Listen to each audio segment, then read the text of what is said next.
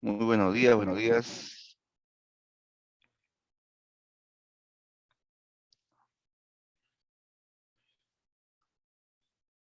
Bienvenidos jóvenes, entonces vamos a iniciar la sesión de hoy. ¿Qué tal, Adrián? Buenos días. Buenos días a todos.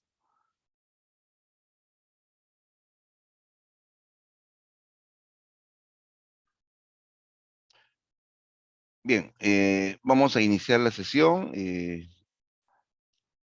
Nos toca trabajar el tema 31, ¿no? Sí, el tema 31. Ya, a ver, el tema aquí es el indigenismo en el Perú, ¿sí?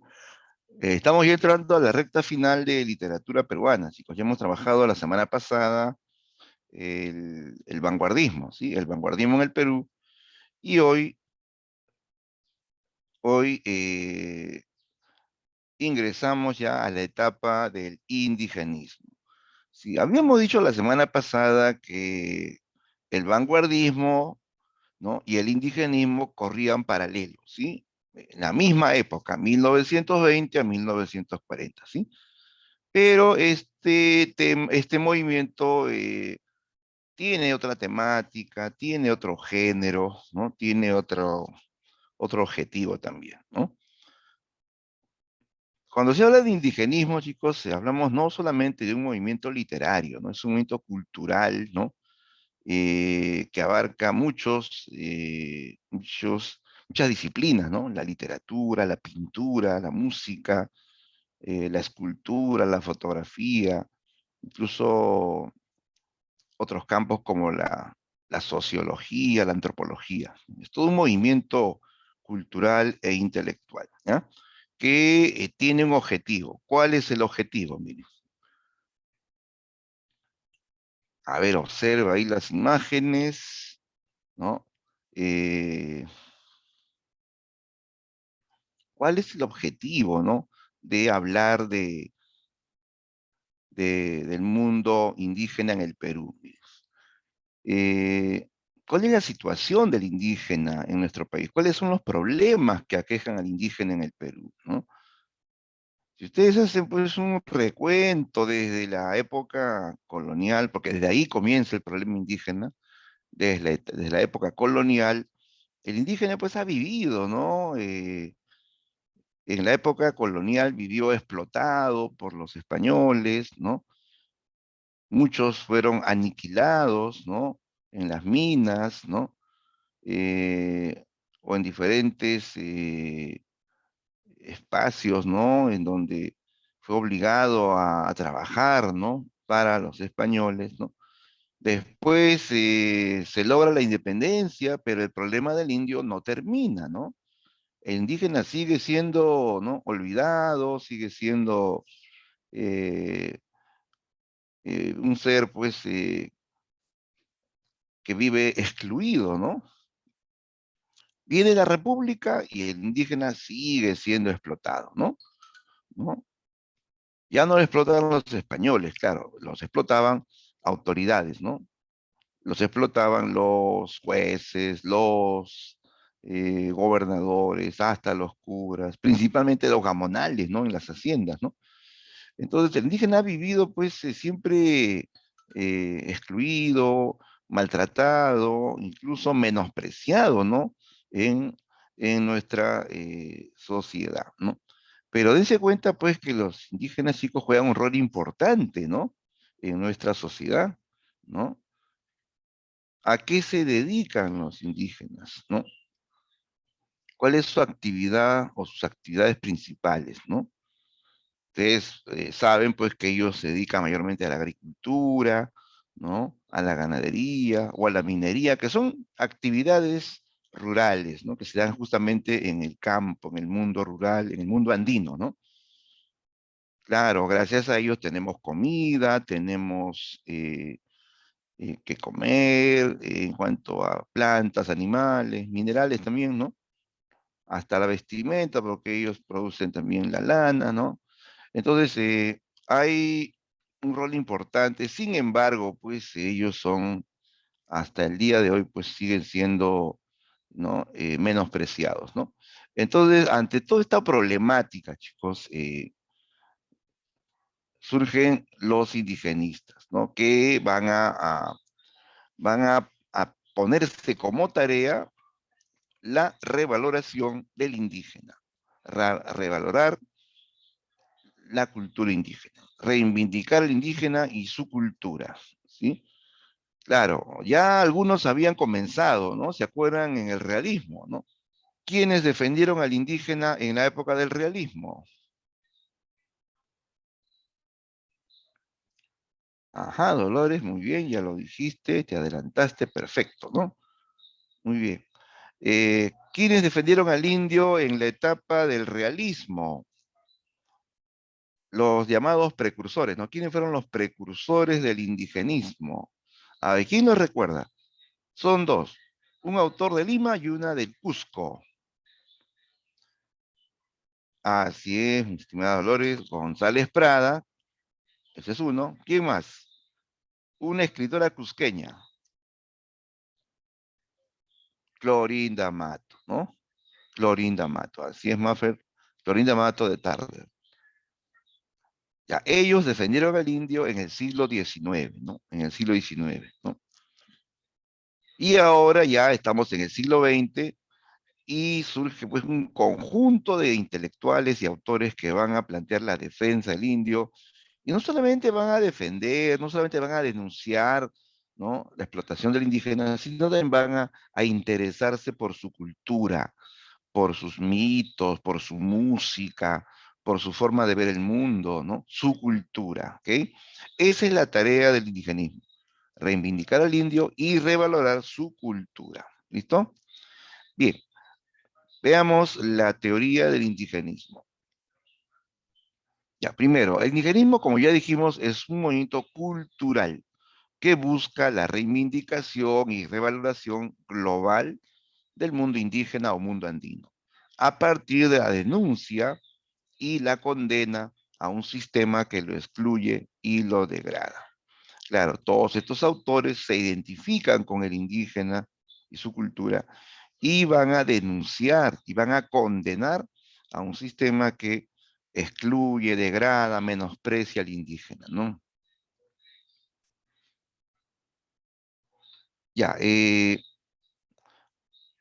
antes de ver las características, atención, por acá, importante, quería mostrar algunas ideas eh, sobre la concepción del indigenismo. Miren, el indigenismo rescata mucho la cosmovisión andina, ¿ya? Ellos van a mostrar cómo cómo el mundo, cómo el indígena ve el mundo que le rodea. Cosmovisión es visión del mundo, ¿no? Visión del mundo. Y esa visión, pues, no es como la visión occidental, ¿no? La visión andina del mundo es una visión mágico-religiosa, ¿no? Mágico-religiosa, ¿sí? Hay muchas creencias, ¿no? Provenientes desde el mundo incaico, ¿no? Desde la época incaica, ¿no? La existencia de un Anampacha, un Caipacha, un Ucupacha continúa en esta etapa, ¿no? El hombre indígena cree, ¿no? En estos mundos, ¿no? Además, hay la idea, pues, del animismo, del panteísmo, que todavía sobreviven en muchos pueblos andinos, ¿no? La idea de que la tierra, toda la tierra tiene vida, de que la tierra es una divinidad a la cual hay pues que respetar, ¿no? Que incluso rendir culto, ¿no? La idea de la Pachamama, ¿no? ¿Sí? O sea, por eso que vemos que hay fiestas a la tierra, hay ofrendas a la tierra en el mundo andino, ¿no? ¿Ya? De que hay una serie de seres también míticos, ¿no? Que existen en el mundo andino. Claro, no, tú no lo crees, ¿no? Pero ellos sí lo creen. La idea de que hay ciertas almas, ¿no? Que, que vagan por el mundo antes de desaparecer definitivamente, jarjachas, pistacos, ¿no? Muquis, ¿no? Hay creencias, ¿no? Obviamente son creencias pues que vienen desde tiempos ancestrales y por eso quedan arraigadas en ellos, pues, ¿no? Una visión mágico-religiosa, ¿ya? Mágico-religiosa. Eh, Antes de eso, habíamos citado que este movimiento abarca otros campos, ¿no? Otros campos. Eh, Abarca la, por ejemplo, la música, ¿no? En el campo de la música aparecen autores como Daniel Alomía Robles, ¿no? Que compone El Cóndor Pasa, ¿no? En el campo de la pintura, ¿no? Está, por ejemplo, José Sabogal, ¿no? Que hacía cuadros, hacía retratos sobre el mundo indígena, ¿no? Y así en el campo de la fotografía, ¿no? Está Martín Chambi. Entonces, es un movimiento que abarca múltiples disciplinas, todos con el objetivo de revalorar la cultura andina, ¿no? Ahora, por aquí debajo nos hablan de características del indigenismo. Atención, ¿ah? Características del indigenismo. Ya, número uno dice que el indigenismo supera la idealización del indio. Claro, ¿qué pasa? Que eh, ya se había hablado del indígena antes, eh, y en algunos casos, pues al indio lo idealizaban, ¿no? Como un ser muy sumiso, muy, muy sometido, muy resignado, ¿no? Al maltrato, incapaz de defenderse por sí mismo, ¿sí? ¿Se acuerdan de la visión de Clorinda Mato, ¿no? En Ave sin Nido, ¿no? El indígena parece muy sumiso, no se puede defender, otros tienen que defenderlo, ¿no? ¿Sí? ¿Cómo se llamaba ese enfoque, chicos? Ese enfoque del indio que requiere que otro lo defienda, por sí solo no puede, ¿no? ¿Cómo se llama ese enfoque? A ver quién lo dice. Es un enfoque clásico del siglo XIX sobre el indio, ¿no?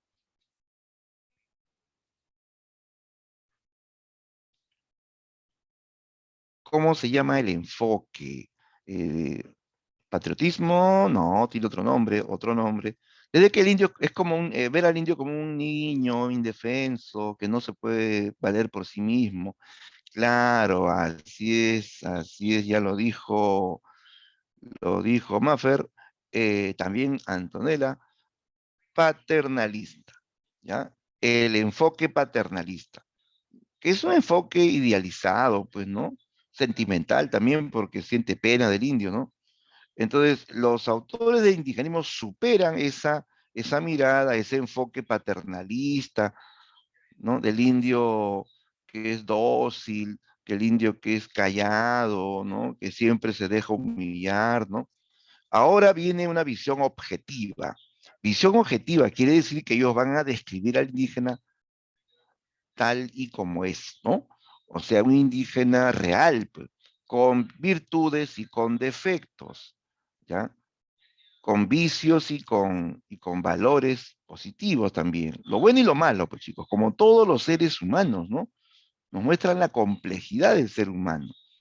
¿O acaso todas las personas son buenas? ¿O todas las personas son malas? No, pues no, el ser humano es un ser complejo, ¿no? Entonces, los autores van a hablar del indígena con sus virtudes y con sus defectos, ¿sí? Es una visión más objetiva, ¿no? Otra característica es el carácter ideológico. Sí, eh, se dice así porque la literatura de este periodo busca, busca crear una conciencia social, ¿ya? Quieren que tú sepas la verdad sobre el mundo andino, ¿no? Quieres que sepas cuál es la situación del indígena, cómo vive, a qué se dedican los indígenas, tienen educación o no tienen educación, el gobierno los protege o no, ¿no? Eh, Tiene que saber también cómo ellos ven el mundo, cuáles son sus problemas, ¿no? ¿Qué es lo que ellos anhelan, ¿no? ¿No? Tomar conciencia, ¿no? Porque desgraciadamente muchos seguían pensando que el Perú era solo Lima y lo demás no importaba, ¿no? El Perú siempre ha sido durante generaciones pues muy centralista, ¿sí o no? Todo es Lima, ¿no? Todas las instituciones están en Lima, toda la modernidad está en Lima, los intereses en Lima, ¿no? Entonces había que tomar conciencia de la realidad sobre el mundo indígena, ¿no? Por eso tiene un carácter ideológico, ¿no? ¿Qué más? Otra característica. El indigenismo tiene mayor cercanía al mundo andino.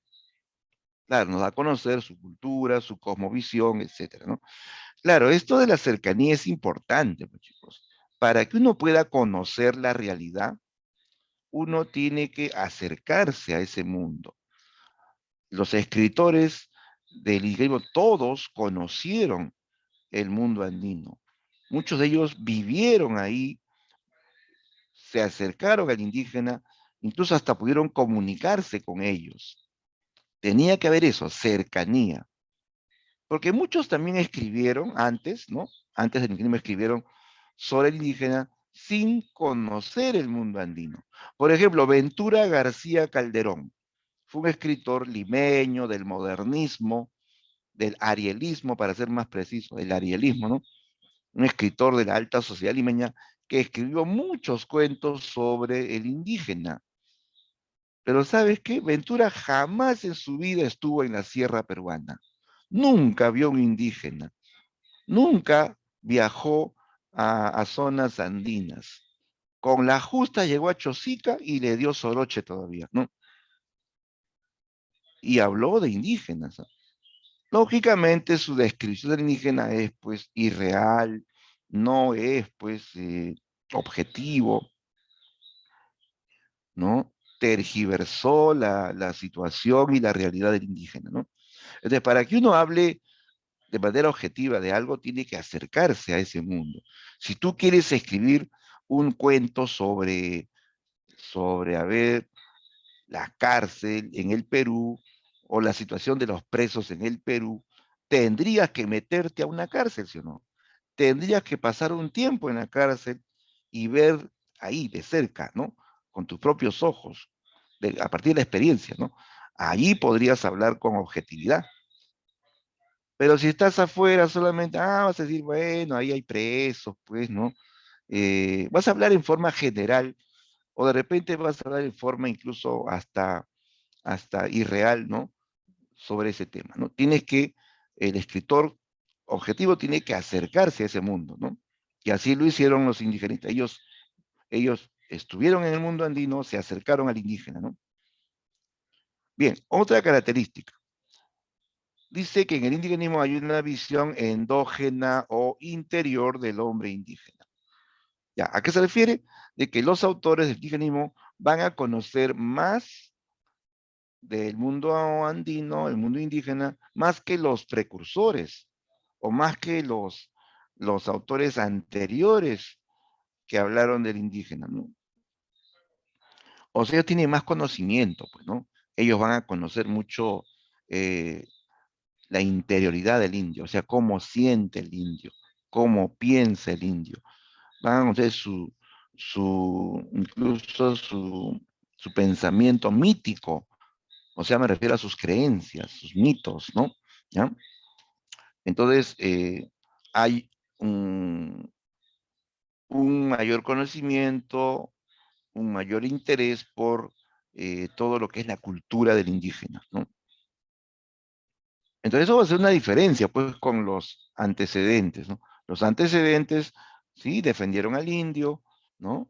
Se preocuparon por el indio, pero no se interesaron por su cultura, por su intimidad, por su pensamiento, ¿no? Aquí sí va a haber esto, ¿ya? Muy bien, esas son las características del indigenismo, que superan, pues, ¿no? A los antecedentes o precursores del indigenismo. Muy bien, sigamos. Eh, Ya por aquí tenemos a los representantes. ¿Quién fue el iniciador o el primer indigenista en el Perú? Ahí lo tenemos, el escritor Enrique López Albújar. ¿Ya? Enrique López Albújar eh, inicia el indigenismo en el siglo XX con la publicación de su libro Cuentos Andinos. ¿Ya? Cuentos Andinos se publica en 1920. Esta es una colección de cuentos donde ya hay pues esta mirada objetiva del indio, supera el paternalismo de la etapa anterior. Hay indígenas de carne y hueso, indígenas de todo tipo, pues, ¿no? Eh, con su complejidad, ¿no? Natural, ¿no? Libres en el mundo andino, ¿no? Se cuenta historias de indígenas en comunidades, ¿no? Eh, Aparecen indígenas, algunos sabios, otros así rebeldes, que cometen delitos, ¿no? Es una visión más realista, más objetiva, ¿no? Y luego vienen los ya, digamos, exponentes consagrados, ¿no? Los más talentosos, digamos, los más notables de este periodo, que son tres, mira. Se le recuerda como la trilogía andina, los tres mejores indigenistas del Perú, y que se distribuyen en tres zonas. ¿Quiénes son? Ahí está, primero el gran Ciro Alegría. Ciro Alegría Bazán nos va a hablar de la zona norte o norandina, ¿ya? Ciro Alegría te habla de la Sierra Norte del Perú, porque él viene del norte, pues. Él es de Huamachuco, en el departamento de La Libertad. Por eso sus novelas se ambientan en esa zona, ¿no? Por ejemplo, El mundo es ancho y ajeno. Esta novela, que es pues un novelón, ¿no? Esta novela va a ambientarse en la Sierra Norte del Perú, ¿no? Donde hay una característica, los personajes comuneros hablan castellano, pero es un castellano popular, regional, un castellano de esa región. No es un castellano estándar, culto, ¿no? Por ejemplo, ahí vas a encontrar una frase que dice, eh, Aura sí va a crecer el maicito. Dice Aura, en vez de decir ahora, dice Aura, sí va a crecer el maicito, ¿no? Entonces es el castellano andino, el castellano de la Sierra Norte, ¿no? En el sur tenemos Arguedas, José María Arguedas, el taita José María Arguedas. Él te habla de la Sierra Sur, ¿ya? Porque él viene del sur, pues. Él nació en Andahuaylas, en Apurímac, ¿ya? La Sierra Sur del Perú. También él te habla de Ayacucho, también te habla del Cusco, que también son zonas de la Sierra Sur, ¿no? En el sur, chicos, la población y los personajes de Arguedas hablan quechua, hablan quechua, ¿ya? Es una zona quechua hablante. Pero obviamente Arguedas no va a poder escribir toda su obra en quechua, porque solamente le podrían leer pues los que hablan quechua, ¿no? Y él escribe para todos, ¿no? Va a tener que escribir en castellano, pero él va incorporando canciones en quechua, algunas frases en quechua, poemas en quechua, incluso le da una sintaxis quechua, es castellano, pero le da una sintaxis quechua, o sea, el orden en que hablan, ciertos sonidos, ¿no? O sea, él quiere rescatar el quechua, ¿no? Aparte, sí tiene poemas íntegramente en quechua, y entonces él rescata eso, la cultura quechua, ¿no? Con todas sus tradiciones, con todos sus mitos incluso, ¿no? Entonces, él habla de la Sierra Sur, que es, repito, una región más quechua hablante, incluso con más tradición mítica que el norte, ¿no? Y en el centro destaca el poeta y narrador Manuel Escorza, otro gran indigenista peruano, ¿no? Manuel Escorza, que tuvo varias facetas, fue poeta y fue narrador indigenista. Es un autor muy, muy genial por su novela Redoble por Rancas. Esta novela a mí me encantó esta novela porque tiene de todo, chicos. Tiene de realidad, tiene de mitos también. Su forma de narrar es muy, muy cautivante. Te recomiendo que leas esta novela cuando tengas la oportunidad. Redoble por Rancas. Es una gran novela, ¿no? Basado en hechos reales, más, ¿no? El talento, pues la imaginación también del autor, ¿ya? Desgraciadamente, Manuel Escorza es un autor que ha sido muy, muy olvidado eh, a raíz de que sus obras, pues, él las escribió estando lejos, estando exiliado, ¿sí? Claro, él vivió exiliado porque él era pues un autor que denunciaba, que informaba a través de la novela, a través también de sus artículos periodísticos, ¿no? La dura realidad del indígena en la Sierra Central del Perú, ¿no? Donde pues, el indígena es vilmente explotado eh, por transnacionales norteamericanas que se han asentado, ¿no? En zonas mineras de la Sierra Central del Perú, ¿no? Bien, entonces ellos son la trilogía andina, Ciro Alegría, José María Arguedas y Manuel Escorza, ¿no? Y el primero, antes que ellos, el iniciador sería Enrique López Albuja. Ya, mira, aquí tenemos imágenes de pinturas. Estas pinturas son de José Sabogal, ¿ya? José Sabogal fue un pintor indigenista. Él hace cuadros sobre personajes o escenas que tienen que ver con el indígena, ¿no?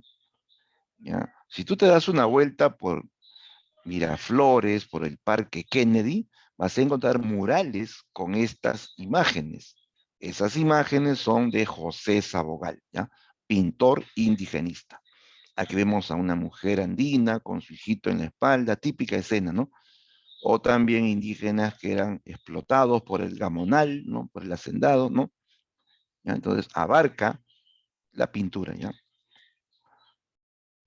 También la música y la fotografía. Ahí está el Cóndor Pasa de Daniela Romía Robles.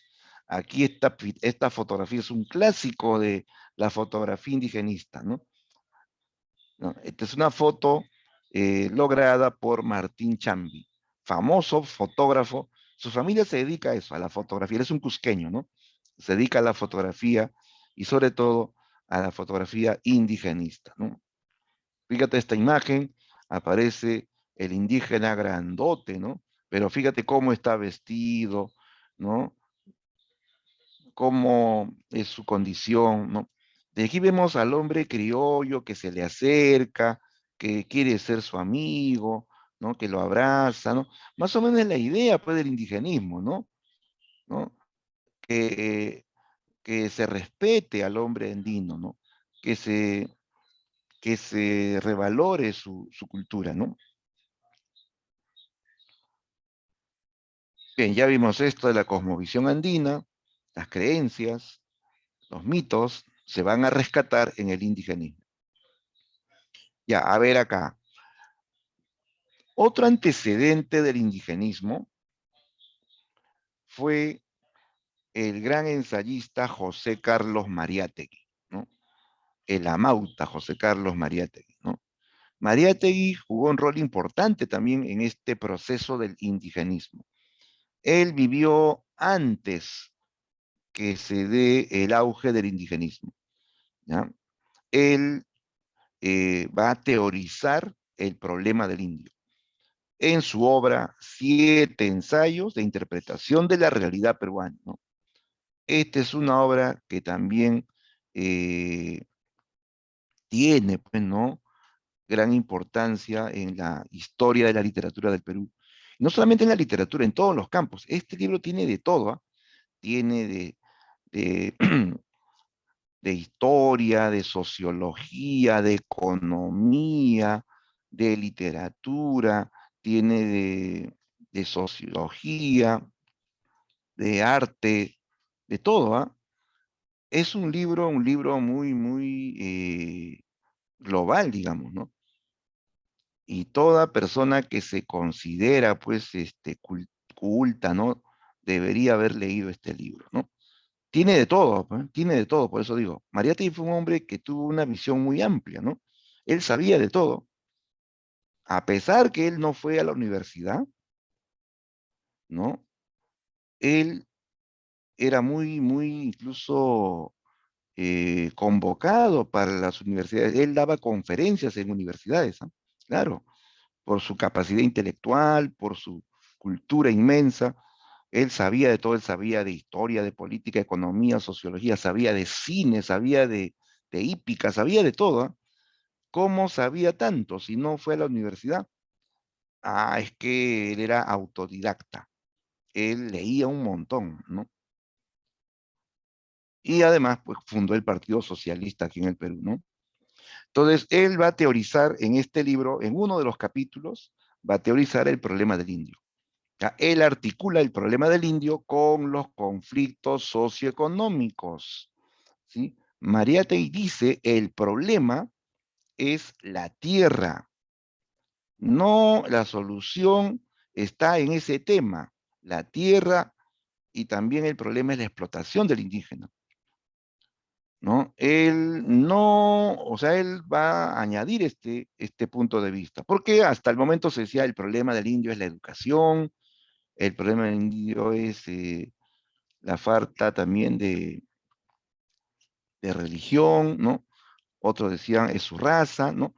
María dice, el problema del indio, el problema fundamental es la tierra. ¿Por qué? Porque al indígena lo han despojado de la tierra, ¿no? El indígena no era dueño de nada.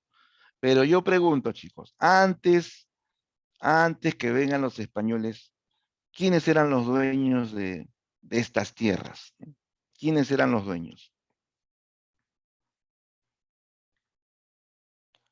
Antes que vengan los españoles, ¿no? Obviamente las poblaciones indígenas. Por ejemplo, aquí en Lima, ¿quiénes vivían antes de que lleguen los españoles? Vivían comunidades indígenas. ¿Existían o no culturas prehispánicas aquí en la costa, aquí en Lima, en Lima? A ver, ustedes que saben más historia, que están más frescos, ¿habían o no culturas prehispánicas aquí en Lima? ¿Sí o no? ¿Qué dicen, chicos?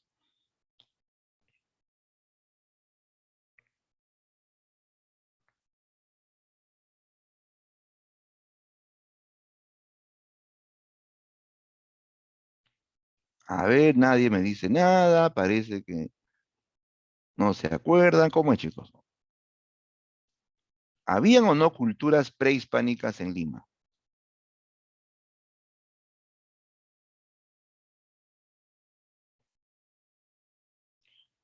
Ya te olvidaste. Ya, mira, sí había, ¿no? Claro, existe la cultura Lima, por ejemplo. Existe la cultura Lima. ¿Y dónde están ellos? ¿Qué pasó con ellos, mejor dicho, no?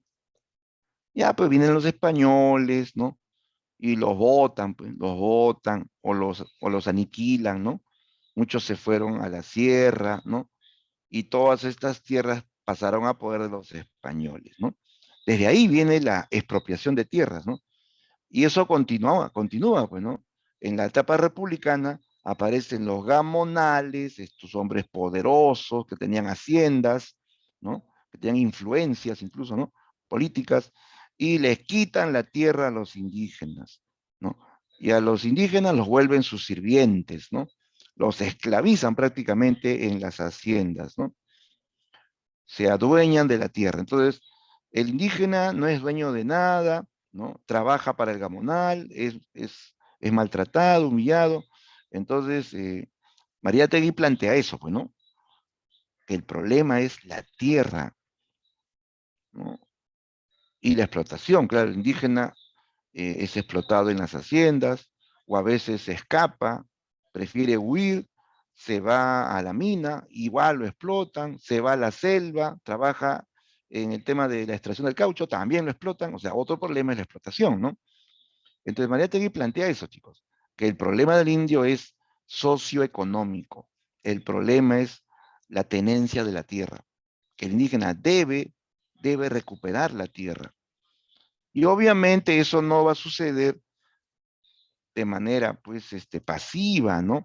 Eso no va a pasar cuando al Gamonal se le ablande el corazón, ¿sabes qué? Te voy a devolver tu tierra, me he vuelto bondadoso. No, no, eso jamás va a suceder, ¿no?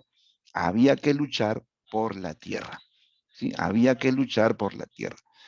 Y justamente a partir de lo que dijo Mariátegui, aparecen autores que van a hablar de eso.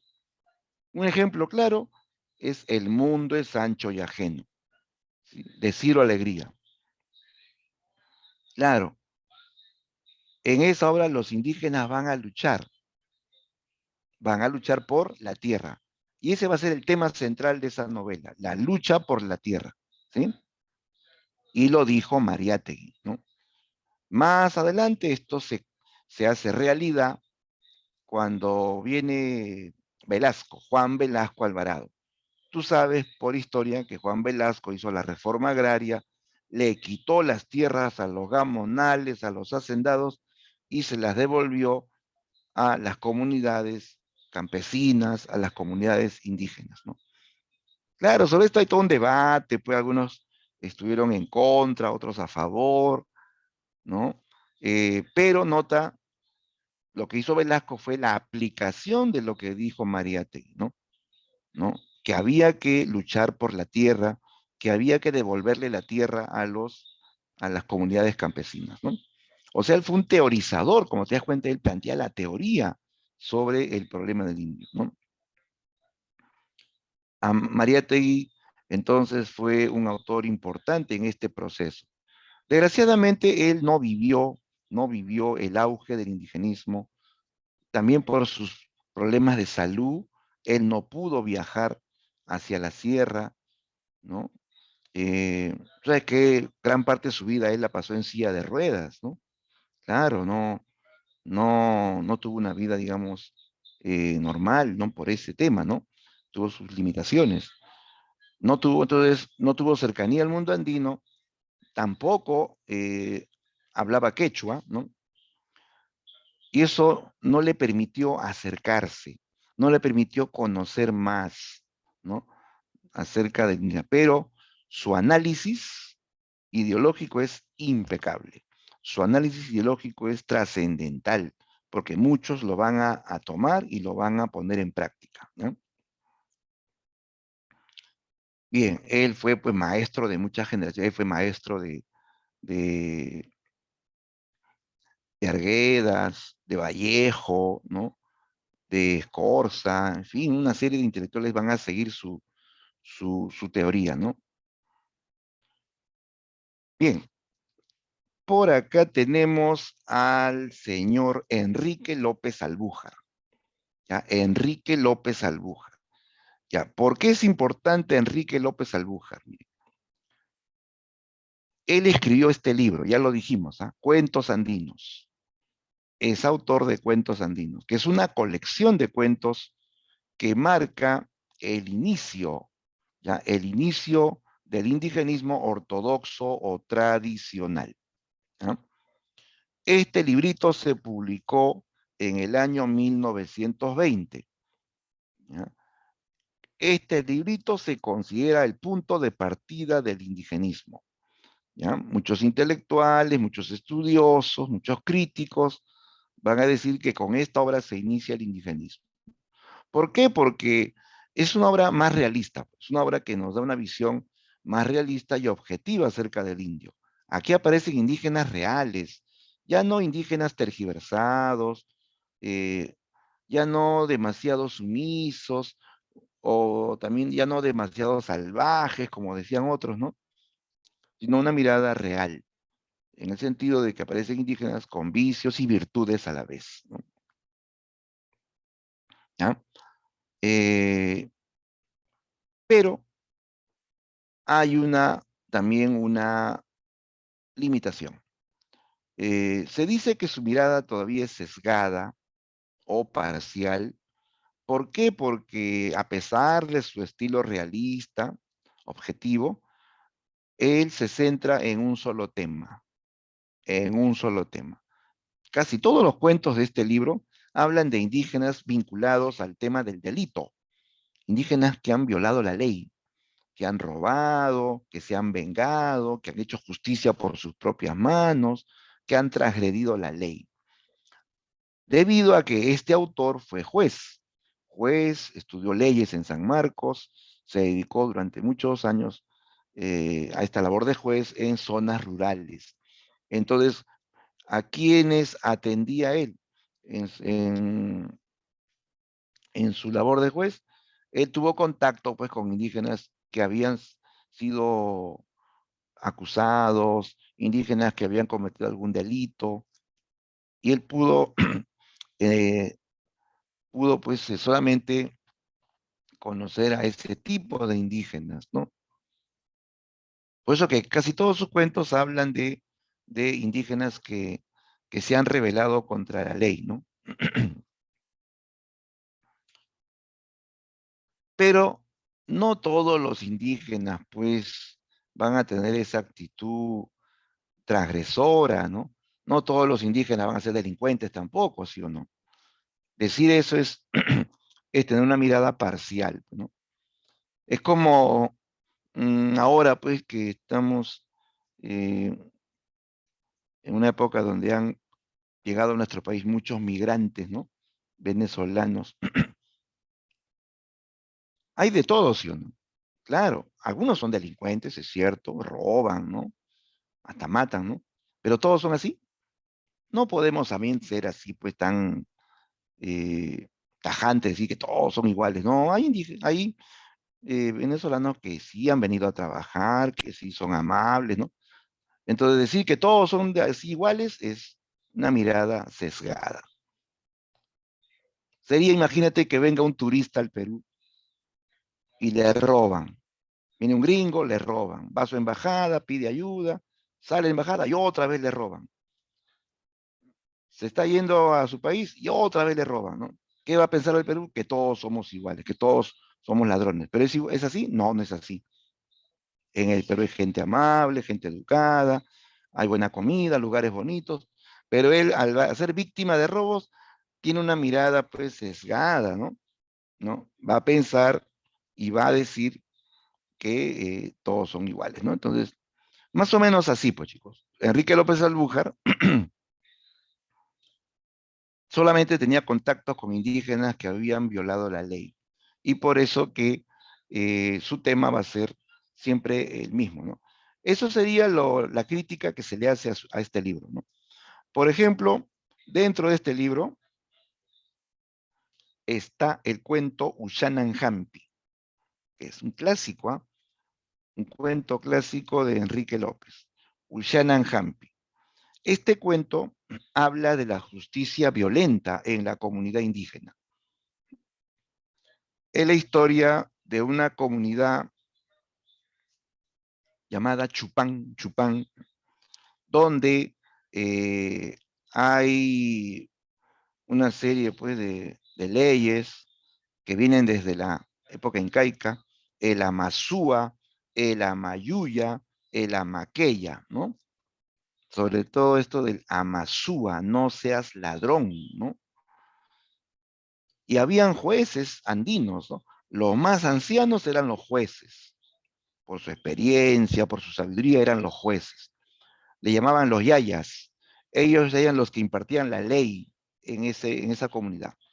En ese pueblo vivía un indio rebelde llamado Kunsemaye, ya así se llama, Kunsemaye. Lo escribo ahí, Kunsemaye, ¿ya? Kunsemaye era un indígena que robaba, ¿sí? Que robaba a la comunidad.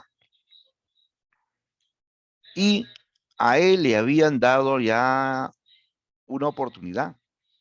Dijeron, has robado, eso está mal, te vamos a dar una oportunidad, corrígete, no vuelvas a robar. Si vuelves a robar, te cae tu castigo. ¿No? Y Kunsemay era rebelde, pues no hacía caso, ¿no? Kunsemay era un indígena soberbio, pues, ¿no? Y él vuelve a robar. Lo acusan de haber robado una vaca a un vecino. Ya, pues estaba cansado ya de él, dice que lo agarraron, le pegaron, ¿no? Así como cuando atrapan a un ladrón y lo linchan, igual le pegaron entre varios, ¿no? Por ladrón, pues lo amarraron y así golpeado y amarrado lo llevaron ante los yayas, que son los jueces de este pueblo, ¿no? Los yayas dicen, desátenlo, ¿no? Y Kunzemayer se cruza de brazos, así con la mirada levantada, todo soberbio, desafiante, ¿no? ¿No? Era así un indígena grandote, fornido, ¿no? Y los yayas le dicen, has vuelto a robar, te advertimos, te dijimos que aquí no se roba, ¿no?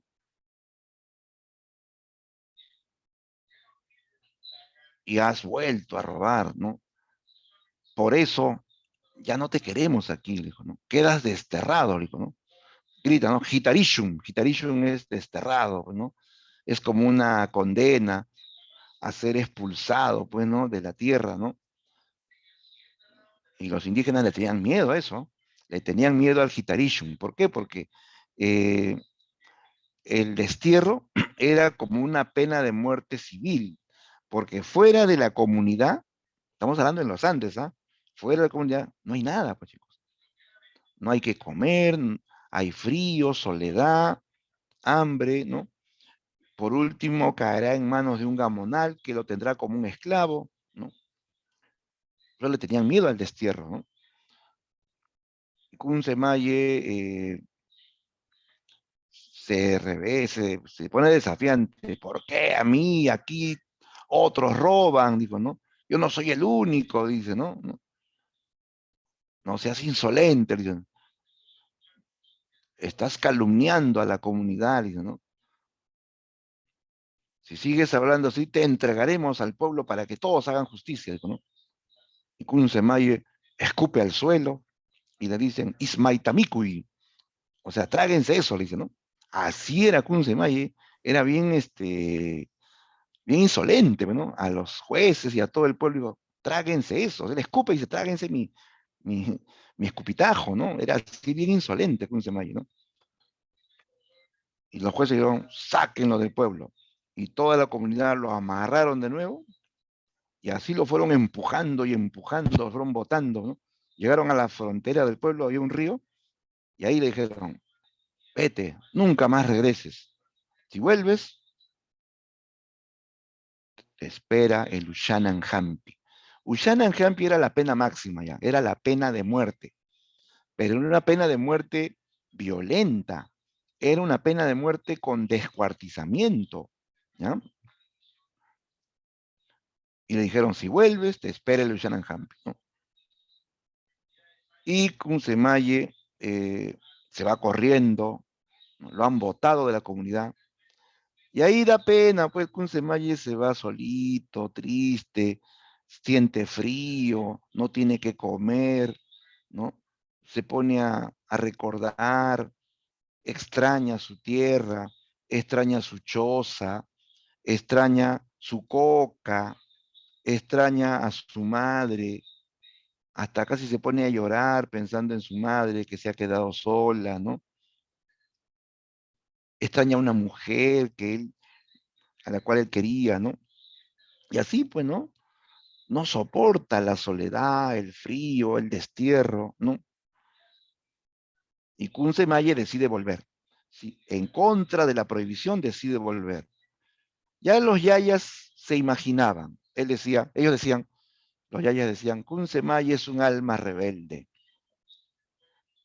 seguro que va a regresar, tenemos que estar preparados, decían, ¿no? Él va a regresar, ¿no? Y tal y como los yayas ya sospechaban, Kunze regresa, Kunzemaye regresa, así en la noche, vuelve. Ah, los yayas habían puesto así especie de guardianes para que cuiden, ¿no? Para que avisen si vuelve, ¿no? Ya pues Kunzemaye vuelve escondido eh, y se mete en la choza donde vive su madre. Su madre, al ver que vuelve el hijo, lo abraza. Mi guaguita, le dice, ¿no? Lo abraza, tienes hambre y le sirve su comida, ¿no? ¿No? Lo atiende, ¿no? Aquí vemos la parte humana, ¿no? Kunzemaye ama a su madre y la madre ama a su hijo, ¿no? pero ya lo han visto, ¿ah? Ya lo han visto los guardias, los que estaban haciendo guardia, informan a los yayas, y los yayas dicen, avisen a la comunidad, Kunse Maya ha vuelto, que se aplique el Ushanan Hampi, dijo, ¿no? Y así se fueron pasando la voz y iban gritando, Ushanan Hampi, Ushanan Hampi. La comunidad portando machetes, cuchillos, ¿no? Hachas, se organizaron para capturar a Kunse Maya, ¿ya? Lo persiguieron, comienza un enfrentamiento. Kunse Maya tenía su escopeta, ¿no?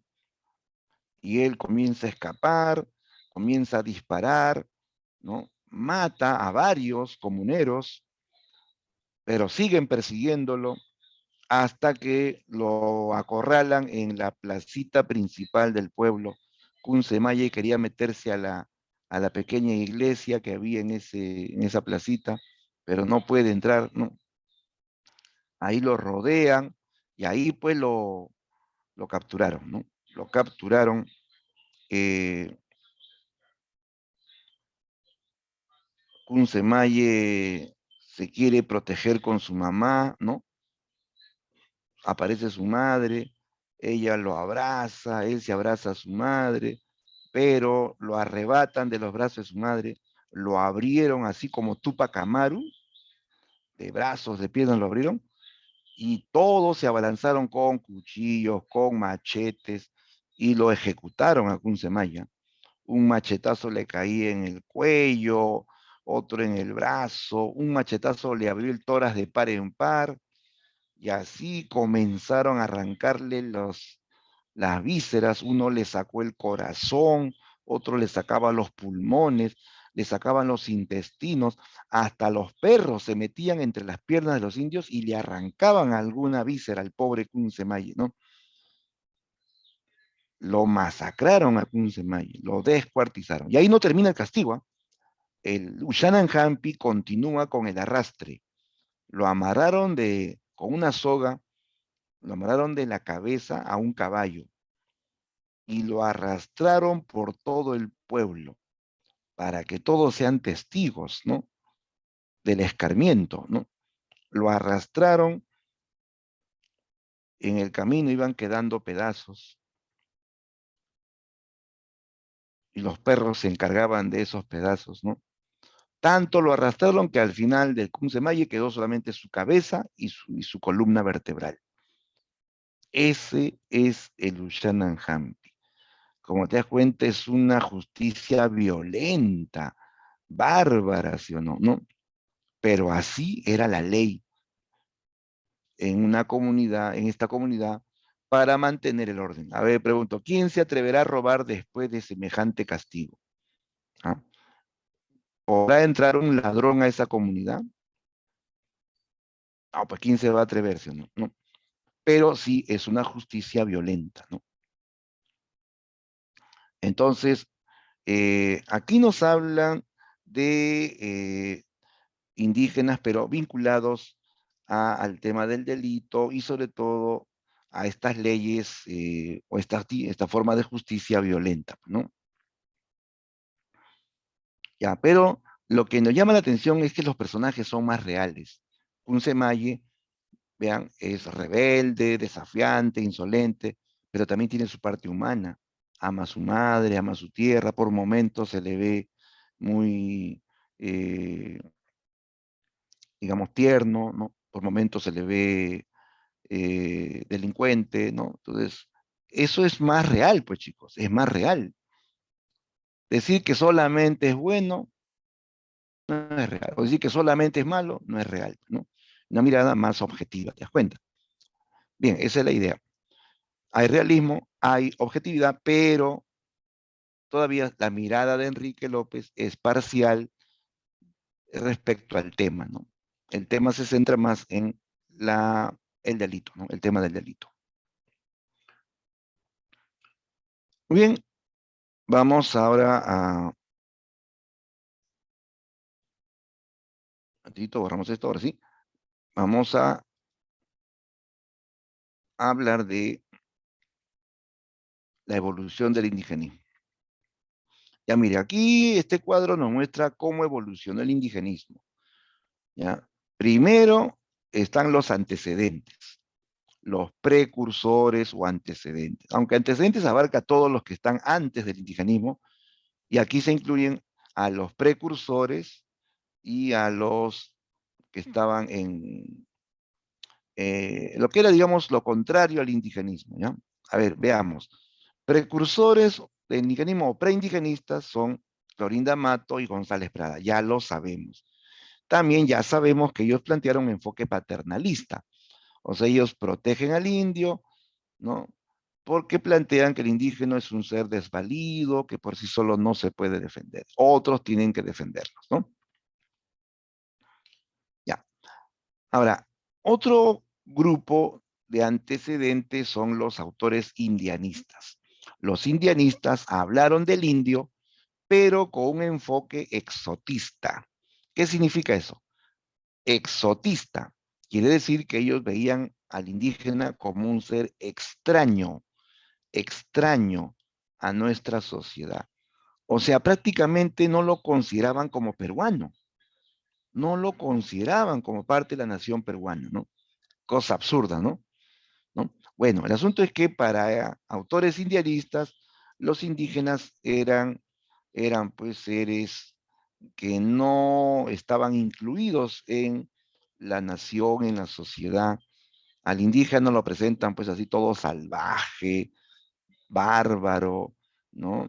Eh, incluso con muchas costumbres degradantes, pues.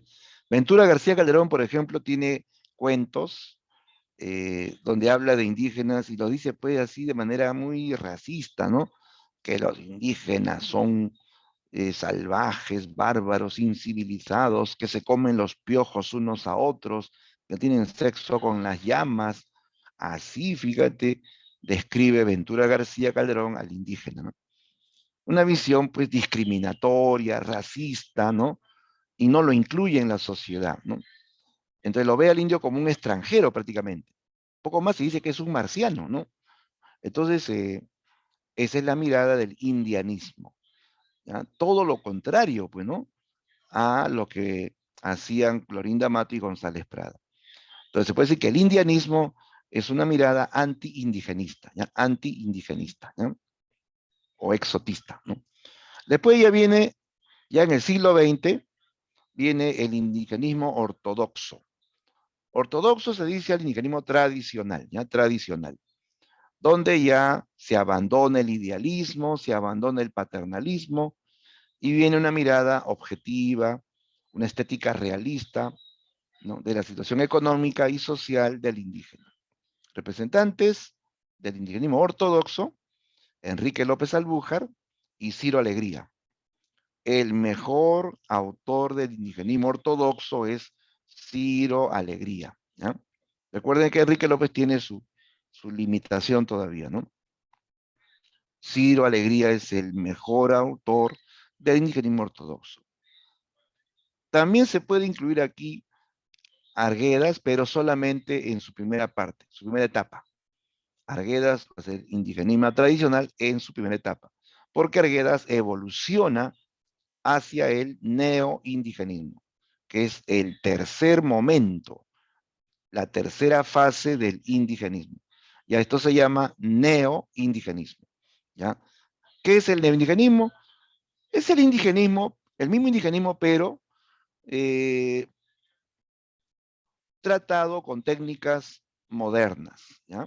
Los no indigenistas continúan hablando del mundo andino, del problema del indio, pero utilizan recursos o técnicas de la nueva narrativa hispanoamericana. O sea, usan técnicas vanguardistas, ¿ya?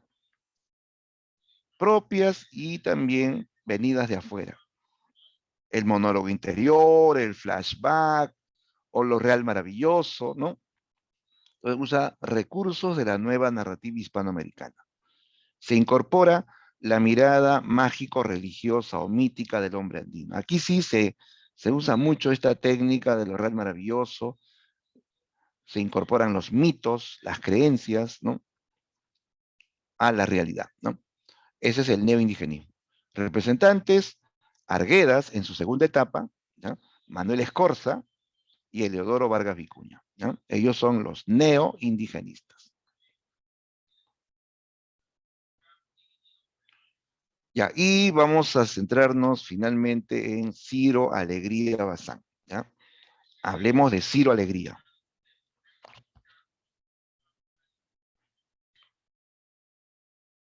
Ya ver, ya habíamos dicho que Ciro Alegría representa a la zona norte o zona norandina, ¿correcto?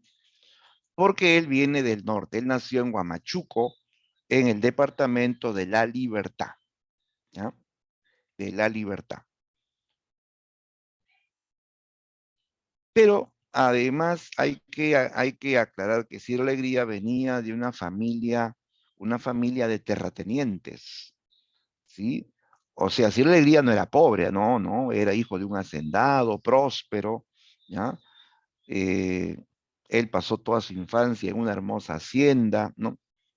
La hacienda de su familia, donde habían pues servidumbre indígena, donde habían peones indígenas que trabajaban la tierra, ¿no? Eh, pero dice Ciro que su padre, a diferencia de otros terratenientes, era un terrateniente más paternalista en el sentido de que él no era pues como otros que humillaban a los indios, que los trataban como perros, que le daban de un latigazo en la cara por mirarle a los ojos, ¿no? No, no había incluso albergaba a indígenas que eran desterrados de otras haciendas, ¿no? Bueno, Alegría, eh, conoció a indígenas desde niño, jugaba con niños indígenas, ¿no? Eh, Vio de cerca la realidad indígena en diferentes zonas de la Sierra Norte del Perú, ¿ya? Pero desde su posición cómoda, pues, ¿no? De ser hijo de un hacendado, ¿ya? Alegría tuvo también buena educación, claro, él estudió en el mejor colegio de Trujillo, en el Colegio San Juan de Trujillo, donde mayormente estudiaban hijos de hacendados, ¿no? ¿Ya? Ahí tuvo como profesor nada menos que a César Vallejo, ¿ya? César Vallejo fue profesor de Ciro Alegría, fíjate, ¿no? Y Alegría lo va a recordar y lo va a escribir, eh, va a publicar ya después, ¿no? Un libro que se llama El César Vallejo que yo conocí, ¿no?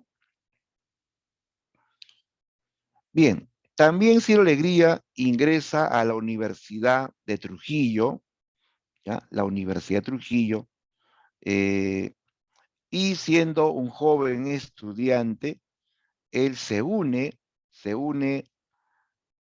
y participa en la fundación del APRA aquí en el Perú, ¿ya? Él militó en el APRA de Víctor Raúl Haya de la Torre, no en el APRA pues, de Alan García, el APRA que viene después, ¿no? Sino el APRA inicial, ¿no? Cuando el APRA era el APRA, pues, ¿no? El APRA revolucionario, el APRA que plantea pues una serie de cambios, que es antiimperialista, ¿no? Que está en favor del campesino, ¿no? Que se enfrenta al gobierno, ¿no? Ya, pues él participó en las guerrillas zapristas contra el gobierno, ¿ya? Por eso que sufrió prisión y sufrió destierro por su militancia aprista. Es que el APRA en esos tiempos era pues de carácter subversivo contra el gobierno, ¿no? Los apristas fueron perseguidos, ¿no? Ya, pues entonces él sufre prisión, fue desterrado también a Chile, pero en Chile se hizo famoso. Allá en Chile, él tuvo apoyo de algunos intelectuales, escritores, él consigue trabajo de periodista en Chile, él va a tener pues el apoyo también para escribir, y allá en Chile publicó sus tres mejores novelas, ya sus tres mejores novelas, que aquí la mencionamos abajo: La serpiente de oro, Los perros hambrientos y El mundo es ancho y ajeno, su mejor novela, El mundo es ancho y ajeno. ¿Ya?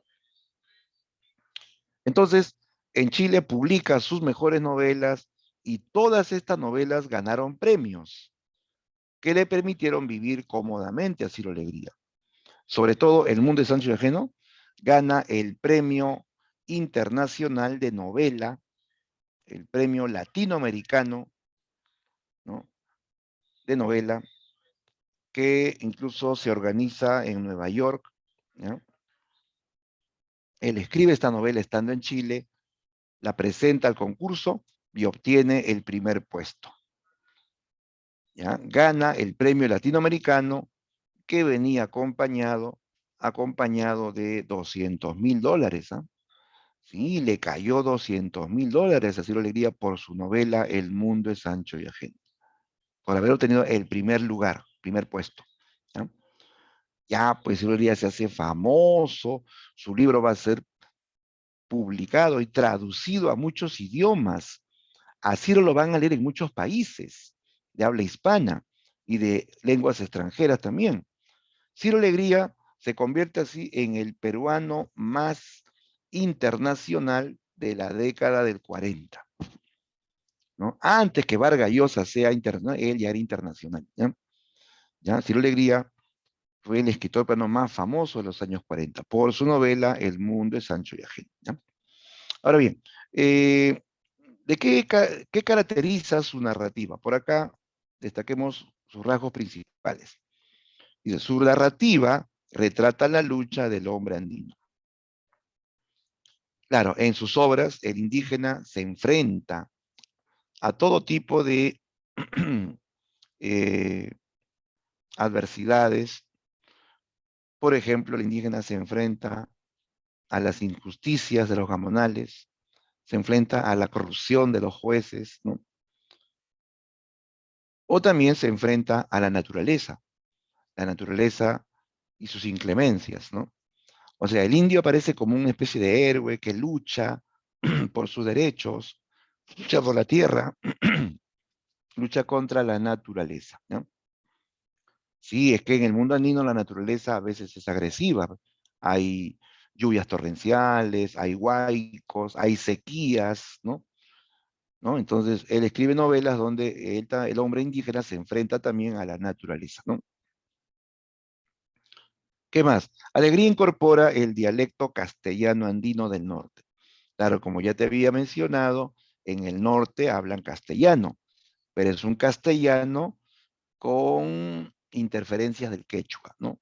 Un castellano andino, es un dialecto del castellano, ¿sí? El habla popular, el habla popular. Ahora, no vayas a pensar que toda la novela está escrita pues con ese lenguaje popular, sino indígena, ¿no? No, no. El narrador habla culto, ¿no? El narrador habla estándar, pero cuando le cede la palabra a los personajes indígenas, ahí aparece el castellano popular, ese dialecto del castellano andino. ¿Ya? De paso, chicos, digamos que la narrativa de Ciro Alegría se puede insertar en un movimiento mayor, un movimiento hispanoamericano llamado regionalismo. ¿Ya? Regionalismo, recuerda eso. ¿Eh? El indigenismo de Ciro Alegría está incluido en esta tendencia continental llamado regionalismo. ¿Ok? El regionalismo, chicos, es un movimiento que describe la realidad del mundo rural en América Latina. ¿Ya? El mundo rural en América Latina, de diferentes países. Te habla de los gauchos en las pampas argentinas, de los llaneros en los llanos venezolanos, de los indígenas en la sierra o Andes de América, de Perú, Bolivia, Ecuador. Te habla de los charros, ¿no? En, en las zonas campesinas de México. O sea, todo lo que es mundo rural, ¿ya? Y Alegría encaja bien. Su novela es realista, es rural, habla de los problemas del mundo rural, entonces Ciro Alegría encaja en el regionalismo. El indigenismo de Alegría está incluido en el regionalismo. ¿Ya? ¿Qué más dice? Sienta las bases de la transculturación narrativa. Claro, él da los primeros pasos en este asunto de la transculturación, o sea, él va a tratar temas autóctonos, pero utilizando recursos modernos, ¿no? De una narrativa que viene de afuera, ¿no? O sea, ella usa ciertos recursos, ciertas técnicas foráneas para tratar temas autóctonos o temas propios. Eso es la transculturación, ¿no? Transculturación, ¿no? Una especie de mestizaje, técnica extranjera y tema autóctono. Eso es la transculturación, ¿no? Bien, eh, rápidamente vamos a incidir en su obra cumbre, El mundo es ancho y ajeno. ¿Ya? El mundo es ancho y ajeno. Atención, vamos al análisis de la obra. Ya, a ver, El mundo de Sancho Eugenio es una novela, ¿no? Y lógico, pertenece al género épico, ¿ya? Género épico. Es una novela realista en cuanto a la forma de contar. Aquí se describe un mundo real, problemas, ¿no? Personajes, ambientes que corresponden a una realidad, ¿ya? Ahora, formalmente, esta novela utiliza las técnicas propias del realismo. ¿Cuáles? Usa el narrador omnisciente, ¿sí? Tú ya sabes que el omnisciente es el narrador que está fuera de la historia, pero desde afuera todo lo sabe, ¿sí? Sabe lo que hace, sabe lo que dicen y sabe lo que piensan los personajes. Sabe hasta lo que piensan los personajes. Por eso es omnisciente, ¿no? Sabe todo, lo sabe todo, ¿no? Y el tiempo es lineal. El tiempo es lineal, ¿de acuerdo? ¿Qué es tiempo lineal? A ver, ¿quién nos recuerda eso? ¿Qué es tiempo lineal?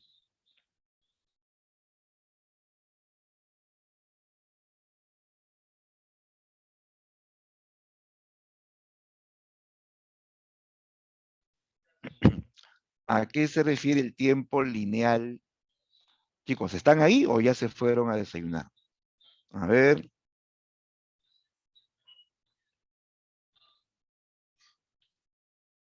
¿qué es el tiempo lineal?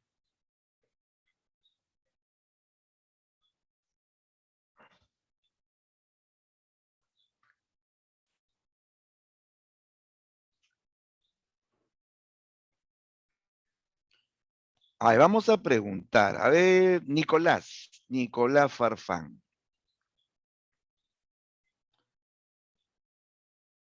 ¿Estás atento, Nicolás? A ver, ¿sabemos qué es tiempo lineal?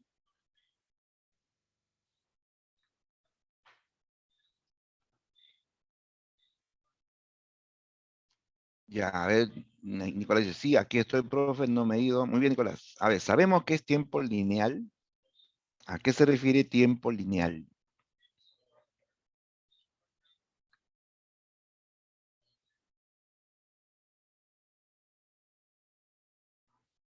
Ya, me dice, no rompe el orden cronológico. Claro, así es, correcto. Muy bien, Nicolás. Claro, tiempo lineal es que no altere el orden lógico o cronológico de la narración. Se narra en orden, pues, ¿no?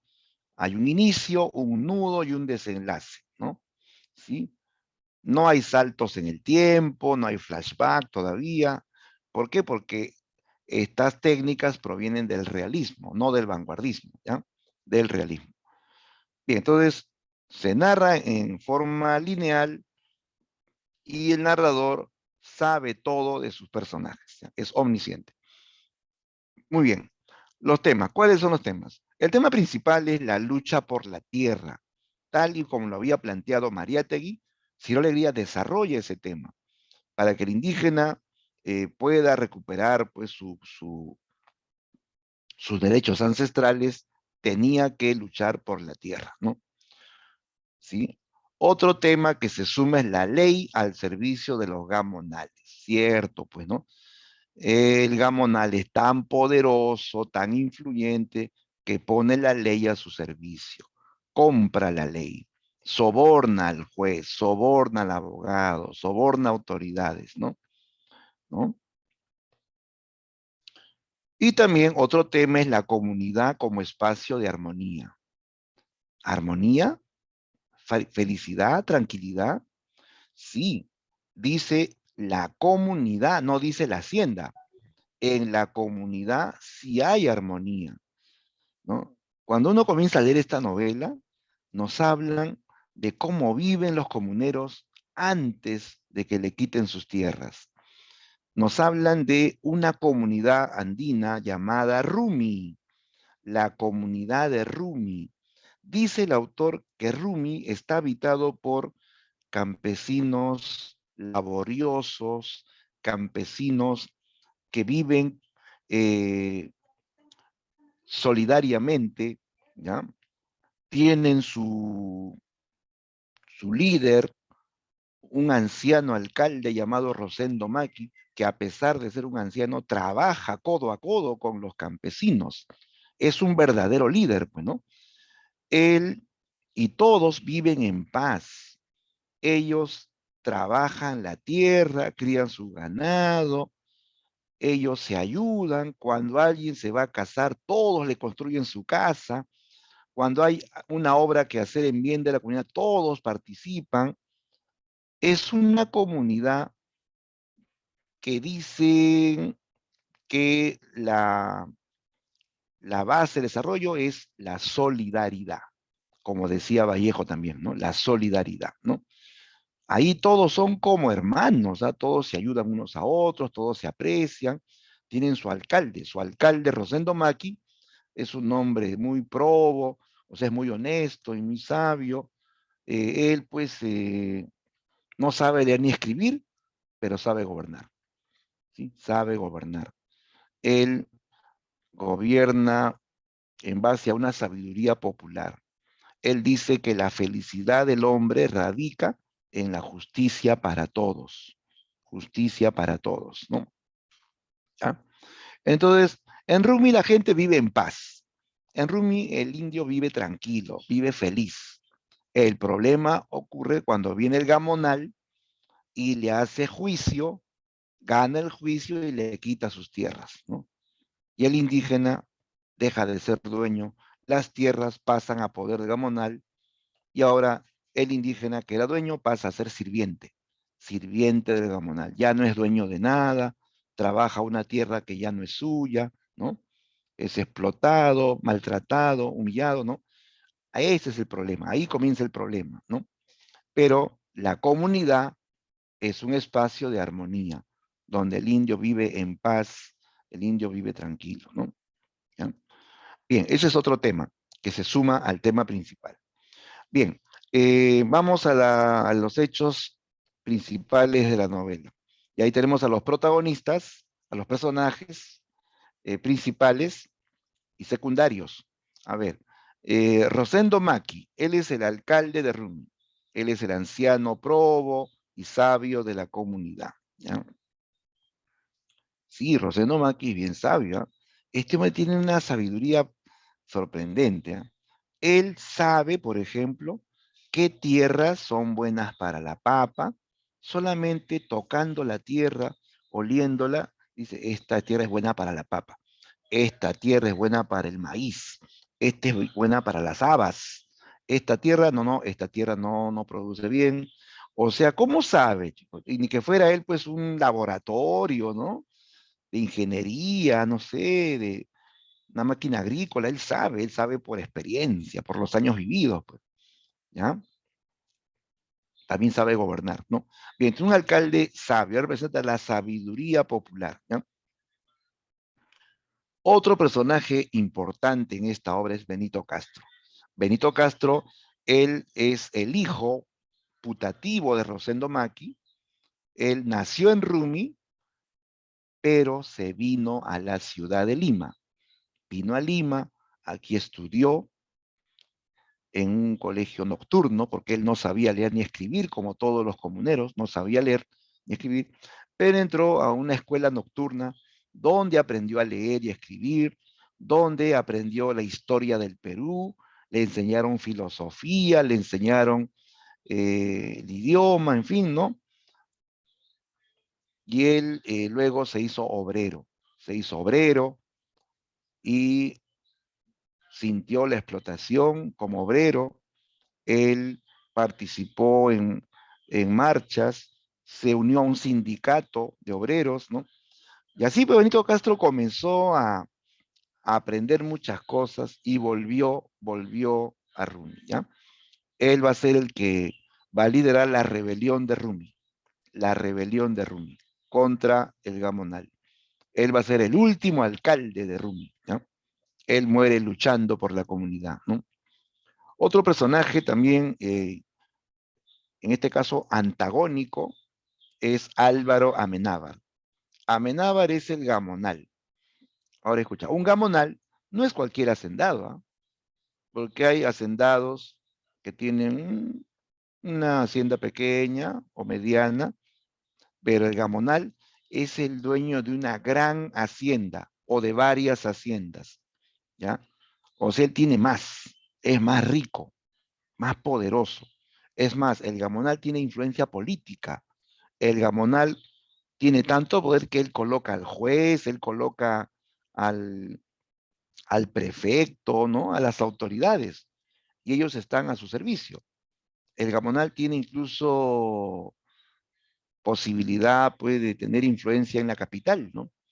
Tiene a su hijo que es senador o diputado, ¿no? Él mismo se postula como congresista, en fin, ¿no? O sea, el gamonal tiene poder, no solamente poder económico, tiene poder político, ¿ya? Es muy influyente, muy poderoso, ¿no? Así era Álvaro Amenábar, ¿no? Otros personajes ya complementarios son Bismar Ruiz, que es el abogado que traicionó a la comunidad, el Fiero Vázquez. El Fiero Vázquez es un bandolero, es un indígena que vive al margen de la ley. Él es asaltante de camino, tiene su banda de asaltantes, ¿no? Todos armados, ¿no? Él mayormente le roba a los comerciantes ricos, a los gamonales, a los hacendados, ya le roba a los ricos y lo que roba se lo da a los pobres, ¿no? ¿A quién se parece? Hay un héroe legendario europeo, ¿no? Conocido por esa fama, ¿no? Que le roba a los ricos y se lo da a los pobres. ¿A quién se refiere? ¿Han escuchado de Robin Hood? ¿Quién no ha oído de Robin Hood? Ya pues, el Fiero Vázquez es el Robin Hood peruano, ¿ya? El Robin Hood peruano, ¿no? Otro personaje secundario es Nasha Shuro. Nasha Shuro es la curandera y agorera de Rumi. Ya es una anciana que, que cura con hierbas medicinales, también es agorera, o sea, ella es la que ve el futuro en la coca, ¿no? Ve el futuro, hace profecías, ¿no? Ella vaticinó la destrucción de Rumi y se cumplió, ¿no? Vaticinó la destrucción de Rumi, ¿no? ¿Ya? Bien, eh, a ver, esta novela, como ya se dijo, tiene el tema central de la lucha por la tierra, ¿no? La lucha por la tierra. Ya, pues. La trama es la siguiente, ¿no? Rápidamente hacemos la síntesis de la trama. Rumi vivía en paz, ¿de acuerdo? Vivían en paz con su alcalde, con sus tradiciones, con sus trabajos, ¿no? Viene el gamonal, Álvaro Amenábar montado en su caballo, con sus botas negras, con su saco, con su sombrero, con su látigo en la mano, ¿no? Y le dice al alcalde que él ha abierto juicio a la comunidad, ¿ya? Que esas tierras pronto serán suyas, ¿no? Entonces Rosendo se queda preocupado, porque sabe que este gamonal tiene mucho poder, mucha influencia. Entonces Rosendo Maki reúne a la comunidad e informa que el gamonal Álvaro Amenábar les ha abierto juicio para quitarle sus tierras, ¿no? Entonces, Algunos querían pues enfrentarse, luchar así de frente, ya con las armas, ¿no? Porque ellos portaban sus escopetas también, ¿no? Eh, pero Rosendo Maki dice, hay que tener en cuenta que aquí hay muchos niños, muchas mujeres y ancianos, ¿no? No podemos arriesgar la vida de todos enfrentándonos, ¿no? Nosotros somos los dueños, tenemos documentos, tenemos que hacer valer nuestros derechos, ¿no? No sabemos de leyes, no sabemos leer ni escribir, ¿no? Tenemos que buscar a alguien que conozca la ley para que nos defienda en el juicio, ¿no? Rosendo Maki los convenció de que había que conseguir un abogado para que les defienda en el juicio, porque es cierto, ellos no saben de leyes, tampoco saben leer ni escribir, y fácilmente los pueden engañarse, ¿no? Ya, pues, entonces, él propuso conseguir un buen abogado, ¿no? Y así fue, pues se pusieron de acuerdo en asamblea de conseguir un buen abogado. Rosendo Maki viaja a la capital de la provincia para conseguir un abogado, ¿no? Rosendo Maki era siempre un hombre que buscaba el bienestar y el progreso de la comunidad. Él viajaba también para conseguir eh, que se inaugure una escuelita en Rumi, para que aprendan a leer y escribir los niños, ¿no? Entonces construyeron el local en conjunto, pero siempre que iba, le ponían peros. Ah, no, no hay, no hay lápices, no, no hay, decían.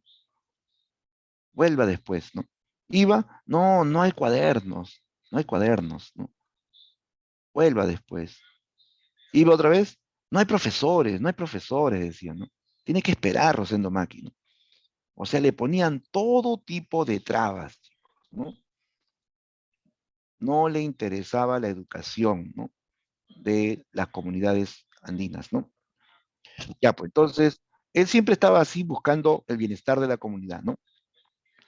Ya, pues, él consigue al abogado Bismar Ruiz, ¿ya?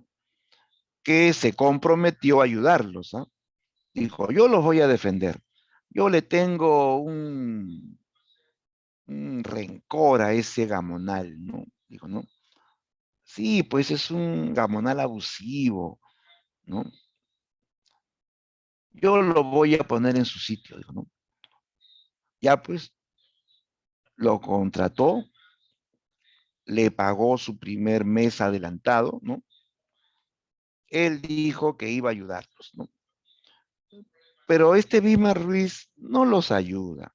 La plata que le dio Rosendo Maki, que fue hecho de una colecta en todo el pueblo, Bismarck Ruiz se la gastó en una fiesta que organizó a su amante Melba Cortés, más conocida como la Costeñita, que era una mujer así criolla, bien guapa, bien seductora, ¿no?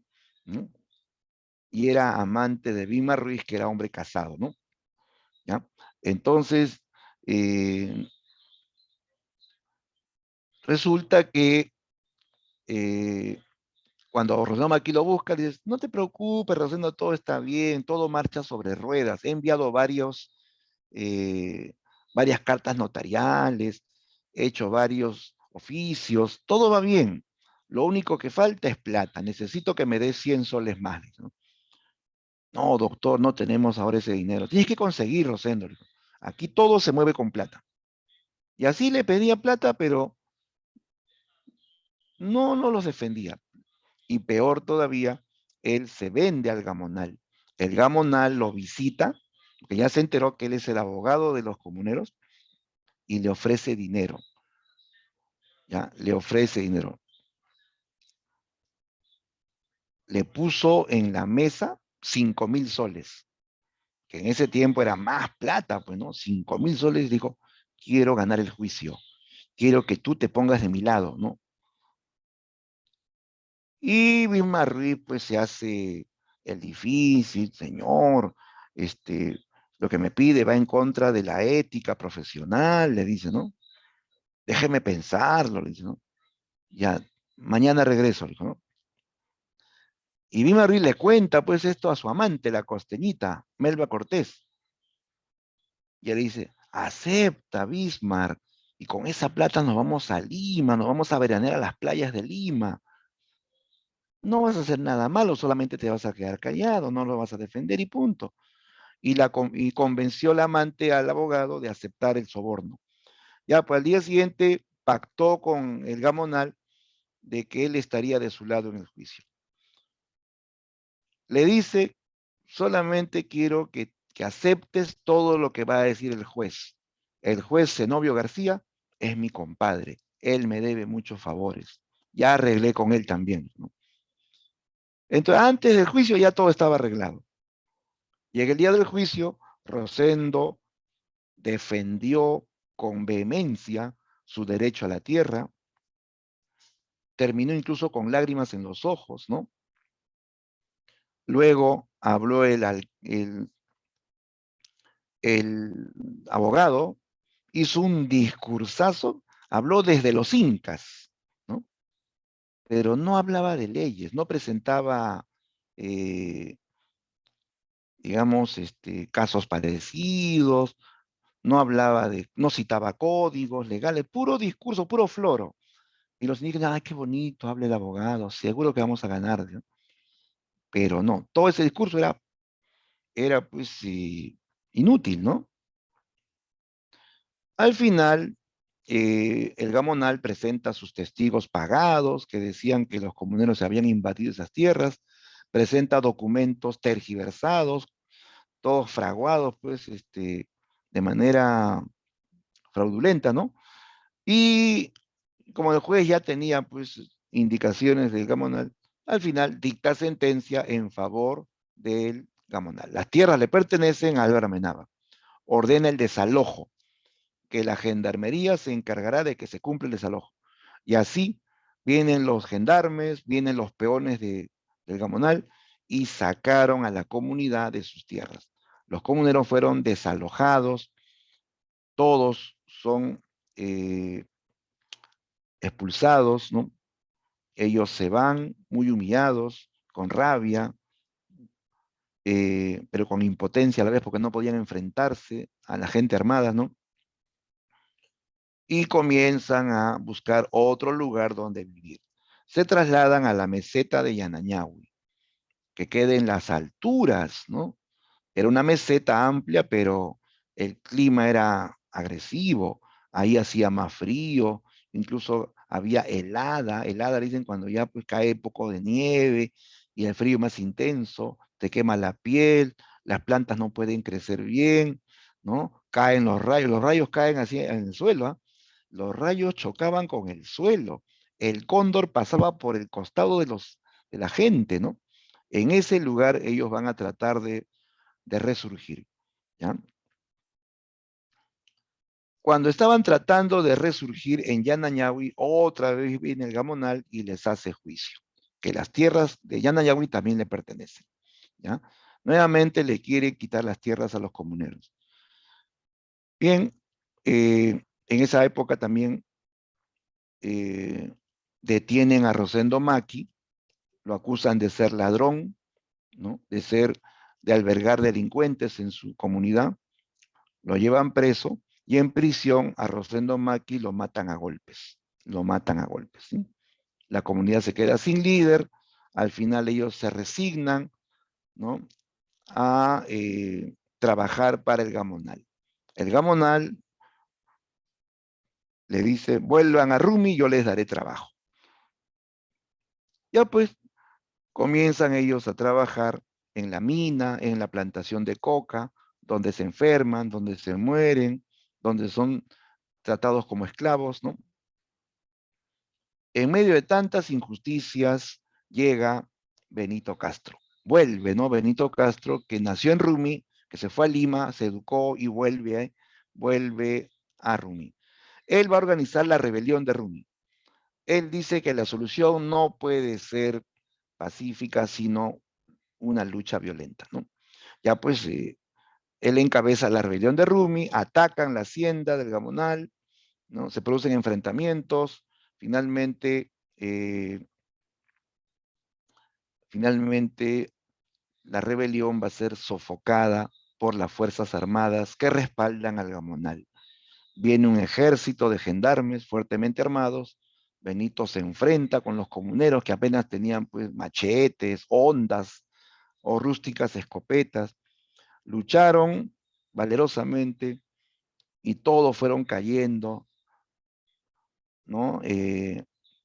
Caían pues muertos a balazos, ¿no? Benito luchó hasta el final, luchó hasta morir. Finalmente Benito también muere acribillado a balazos, ¿no? Y las mujeres con horror miraban esta escena. La mujer de Benito Castro ve cómo lo matan entre varios, ¿no?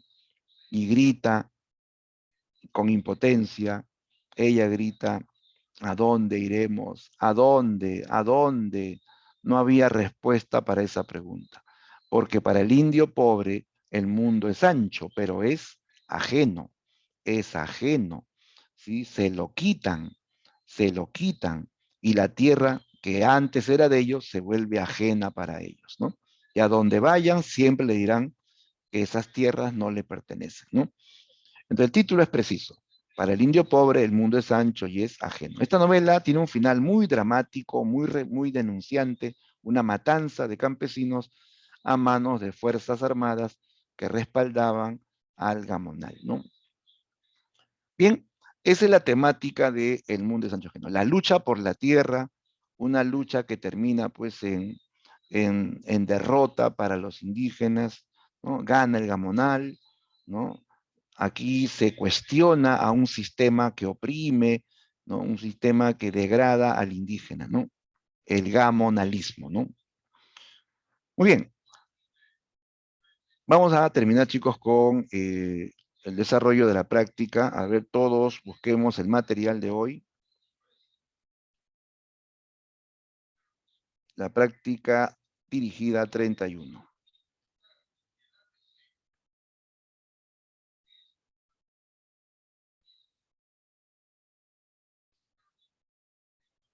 A ver dónde está. Ya, aquí está. Un ratito vamos a descargarlo. Sí está descargado ya.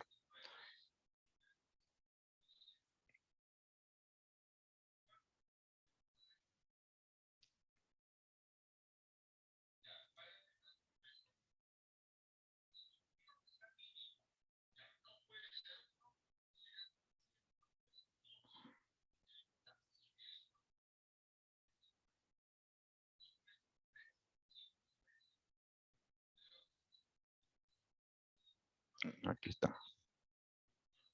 Ya, ahí está. Listo, listo. Vamos a darle solución, chicos, a la práctica. Ya, a ver, participamos con las claves. La pregunta 1. Ya, a ver, ¿se ve la práctica? Confírmame si se ve la práctica. El tema 31.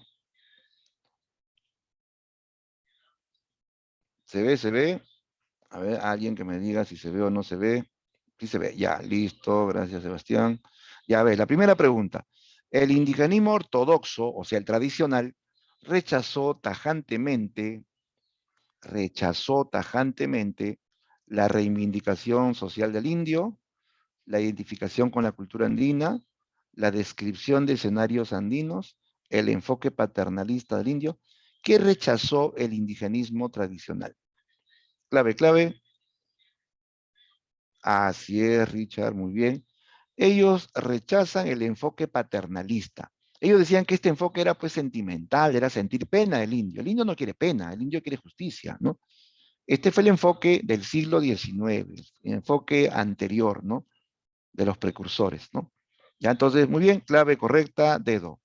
2. Es el iniciador del indigenismo con su obra, ya, el que inició el indigenismo, el primero, ¿ah? Claro, así es, Enrique López con su libro Cuentos Andinos, ¿no? Que con todas sus limitaciones es un libro realista, ¿no? Es realista en comparación a lo anterior, ¿no? Es más objetivo. 3. Con respecto a los antecedentes del indigenismo, marque la alternativa que completa correctamente el siguiente enunciado. En los 7 ensayos de interpretación de la realidad peruana, José Carlos Mariátegui vincula el problema del indio con los conflictos socioeconómicos, aunque su enfoque es limitado, pues, ¿cuál fue la limitación de Mariátegui?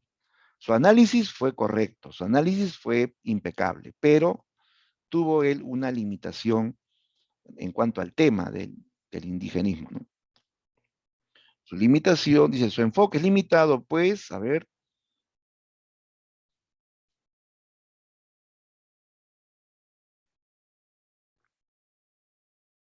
mmm, su enfoque es limitado, pues, desconoce la subjetividad del indio, presenta postura paternalista. Esta no, ¿no? Da una visión parcial del indígena, puede ser. No toma aporte de González Prada, sí hay influencia de González Prada, ¿no? A ver, ya en el caso de María Tegui, el problema de María Tegui es que él nunca pudo eh, viajar al mundo andino y sobre todo no podía hablar con indígenas, porque él nunca llegó a aprender el quechua. Entonces, al no saber quechua, no podía conversar con ellos, no podía pensar, no podía saber cómo piensan, cómo sienten, ¿no? Entonces, esa va a ser la limitación de Mariátegui.